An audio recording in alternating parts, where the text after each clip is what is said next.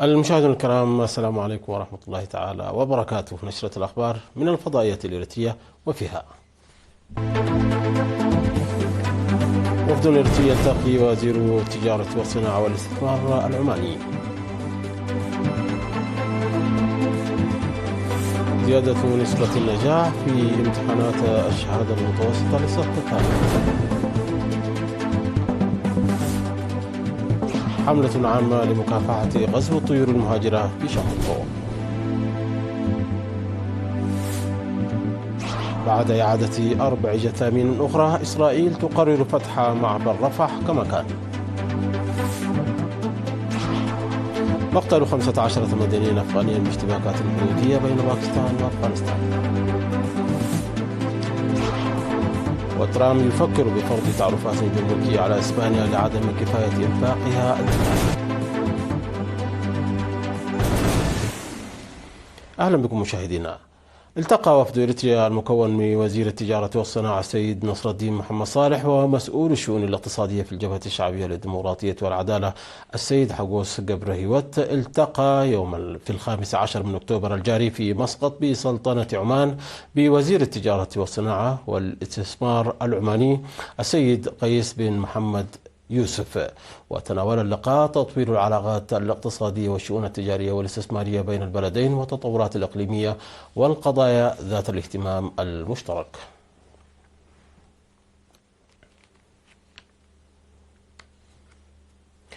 أفاد الاجتماع التقييمي للعملية التعليمية في الإقليم الأوسط بزيادة نسبة النجاح في امتحانات الشهادة الوطنية للصف الثامن بنسبة 12.5% مقارنة مع العام السابق. وأكد مسؤول الامتحانات الوطنية للصف الثامن في وزارة التعليم بالإقليم الأوسط الأستاذ سامسون كوبروم بأن 14,514 طالبا 51.1% من بينهم من الطالبات قد شاركوا في امتحانات الصف الثامن في العام الدراسي 2024-2025، وأن 78.4% منهم قد اجتازوا الامتحان بنجاح. وفي النقاشات التي أعقبت التقارير التي قدمها مدراء 4 مدارس ومسؤولي مكاتب التعليم في 3 مديريات، أكد الحضور أهمية مواصلة دروس التقوية والدفع بها ومد الصف الثامن في المدارس بمعلمين أكفاء وذوي خبرة وغيرها من التوصيات. وأكدت مسؤولة قسم الامتحانات الوطنية في وزارة التعليم الدكتورة حليمة محمد ومسؤول وحدة امتحانات الصف الثامن في وزارة التعليم أكدا بأن نسبة النجاح في الامتحانات الوطنية للصف الثامن في عموم البلاد شارك فيها أكثر من 70,000 من الطلاب، 45.5% من بينهم من الطالبات، وأن 68.8% منهم قد اجتازوا الامتحان بنجاح. وفي كلمته أكد مسؤول التعليم بالإقليم الأوسط الأستاذ بلاي هبتقابر أهمية هذه الاجتماعات التقييمية في تلمس جوانب الضعف ومعالجتها، وأنهم سيستفيدون من الآراء والتوصيات الواردة في الاجتماع في تحسين جودة التعليم. من جهته ثمن المدير التنفيذي لإدارة الإقليم الأوسط السيد زريتا والدبران نسبة النجاح المحققة، داعيا لبذل المزيد من الجهد لتحقيق نتائج أفضل في العملية التعليمية.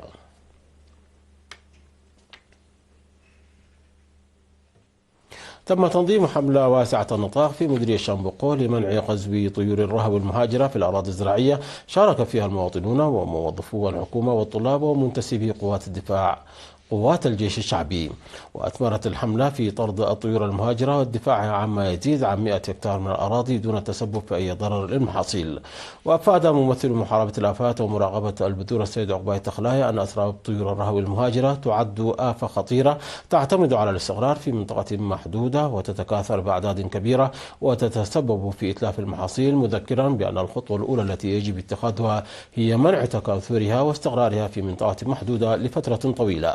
وحث المجتمع بشكل عام والمزارعين بشكل خاص على إبلاغ الجهات المعنية على الفور لاتخاذ الإجراءات اللازمة ضد هذه الآفات. وذكر المشاركون أن حملة مطاردة الطيور المهاجرة تمت بنجاح.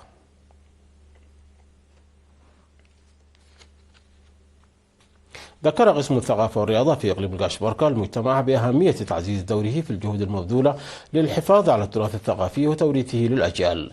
صرح بذلك مدير عام القسم السيد إدريس صالح عند حضوره مهرجان قومية الرشاد الثقافي الذي أقيم في مدينة سيناء في 12 من أكتوبر الجاري.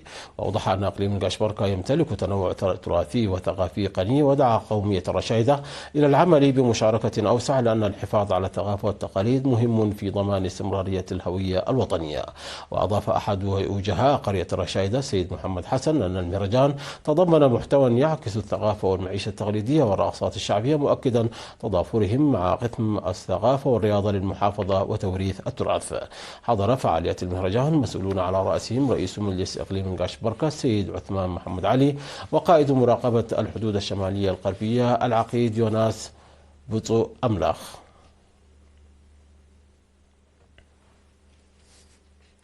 أحيا الإقليم الجنوبي في 12 من أكتوبر الجاري في مدينة الدخالة اليوم العالمي للسياحة. وذكر ممثل مكتب وزارة السياحة في الإقليم السيد يوهانس أسكادون في المناسبة أهمية قطاع السياحة في الاقتصاد الوطني، مشددا على ضرورة تضافر جهود كافة الجهات ووعي المجتمع في تطويره. ودعا مسؤول السياحة في مديرية الدخالة السيد مبرهتو يماني المرافق الخدمية السياحية إلى العمل على التعريف بالموارد والثقافة والهوية إلى جانب تقديم خدمات جيدة وجاذبة.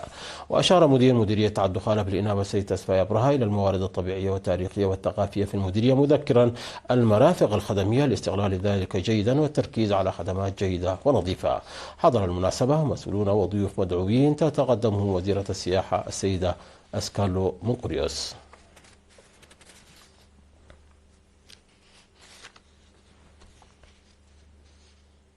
عقد قائد شرطة المرور في الإقليم الأوسط الرائد هابتي قبرو سمينارا في 14 من أكتوبر الجاري لملاك وسائقي سيارات الأجرة حول أهمية الالتزام بقوانين المرور وعواقب عدم الالتزام بها.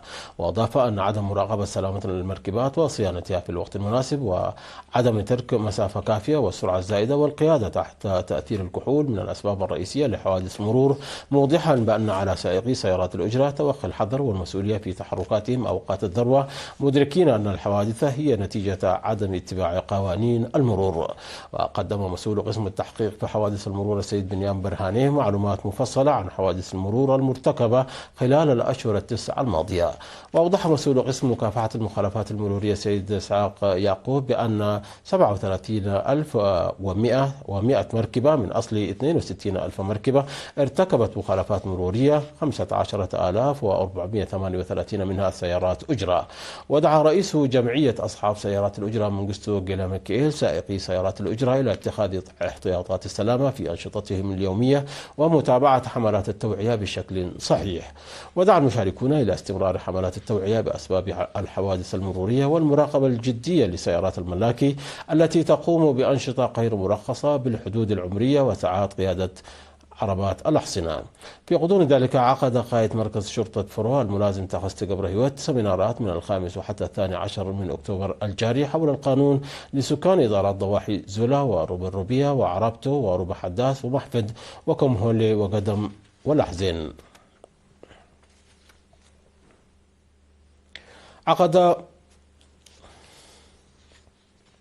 عقد مدير مديرية تباروا السيد فرونجل تخلي هيمانوت في الفترة من 9 إلى 10 من أكتوبر الجاري ندوات حول تنفيذ برامج التنمية للمواطنين والطلاب.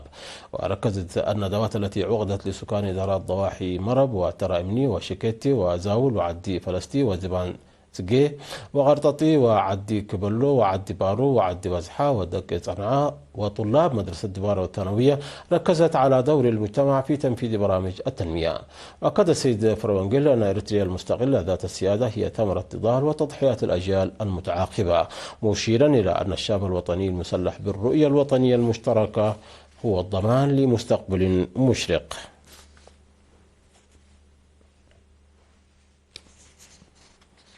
مشاهدينا، عشرة تتواصل من الفضائية الإريترية، ولكن بعد فاصل قصير فابقوا معنا.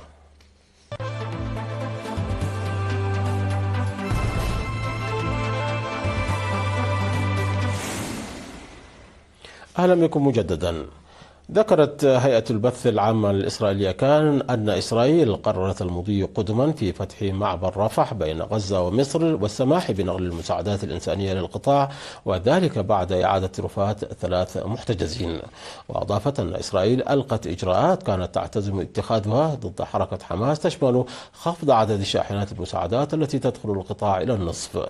وفي وقت لاحق قالت هيئة البث الإسرائيلية أن 600 شاحنة مساعدات ستدخل غزة مع إعادة فتح معبر رفح.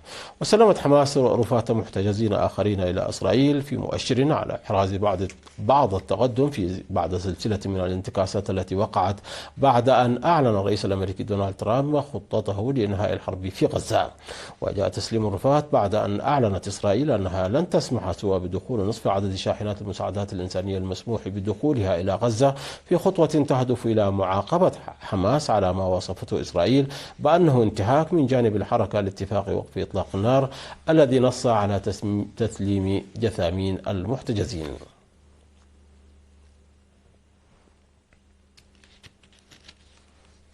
تجددت الاشتباكات الحدودية بين أفغانستان وباكستان، والتي قتل فيها 15 مدنيا أفغانيا حسب ما أفاد مسؤول حكومي أفغاني للجزيرة، والتي نقلت أيضا عن أمني باكستاني أن قوات بلاده رصدت محاولة تسلل المسلحين عبر الحدود الأفغانية. وقال مسؤولون أفغان أن 15 مدنيا قتلوا وأصيب العشرات في اشتباكات جديدة على الحدود بين أفغانستان وباكستان. وأوضحوا أن الاشتباكات اندلعت ليلا في منطقة سبيم بولداك جنوبي أفغانستان. وأكد عبد الجان باراك المسؤول في مستشفى منطقة سبيم بولداك عدد القتلى قائلا أن أكثر من 80 امرأة وطفل أصيبوا. واتهم المتحدث باسم حكومة طالبان ذبيح الله مجاهد القوات الباكستانية بشن هجمات جديدة بأسلحة خفيفة وثقيلة في منطقة سبين بولداك، لكنه أشار إلى عودة الهدوء إلى المنطقة بعد مقتل جنود باكستانيين والاستيلاء على مواقع وأسلحة.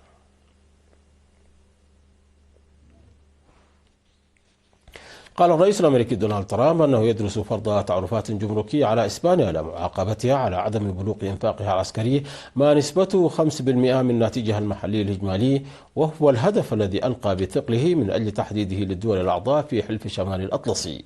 وقال ترامب في تصريح لصحفيين في البيت الأبيض: أعتقد أن هذا الأمر مهين جدا لحلف شمال الأطلسي، مضيفا: أدرس معاقبتهم تجاريا من خلال التعرفات بسبب ما فعلوه وقد أفعل ذلك. وكان ترامب اقترح الأسبوع الماضي طرد إسبانيا من حلف شمال الأطلسي بسبب عدم تلبيتها متطلبات الإنفاق الدفاعي البالغة 5% من الناتج المحلي الإجمالي التي كان قد شدد عليها سابقا. وفي يونيو وافق حلف شمال الأطلسي الذي يضم 32 دولة على زيادة الإنفاق الدفاعي بشكل كبير على مدى العقد المقبل تحت ضغط من ترامب.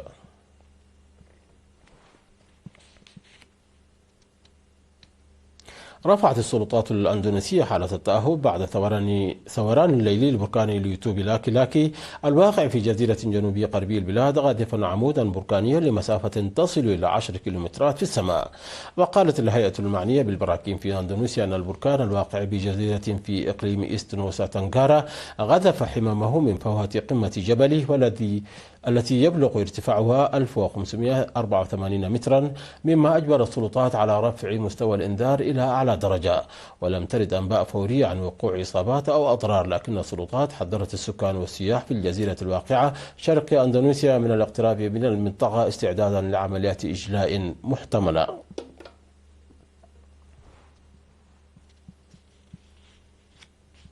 مشاهدينا، قبل الختام إليكم تذكير بأهم ما جاء في هذه النشرة من أنباء.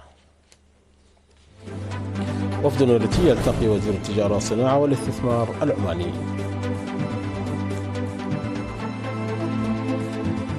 زيادة نسبة النجاح في الامتحانات الوطنية للصف الثامن.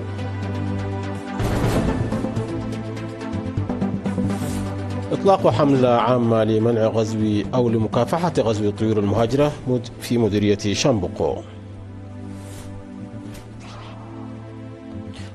بعد إعادة 4 جثامين أخرى. إسرائيل تقرر فتح معبر رفح كما كان. مقتل 15 مدني أفغاني باشتباكات حدودية بين باكستان وأفغانستان. وترامب يفكر بفرض تعرفات جمركية على إسبانيا لعدم كفاية إنفاقها الدفاعي. مشاهدينا، انتهت النشرة. شكرا على حسن المتابعة. تحية لكم أينما كنتم. إلى اللقاء.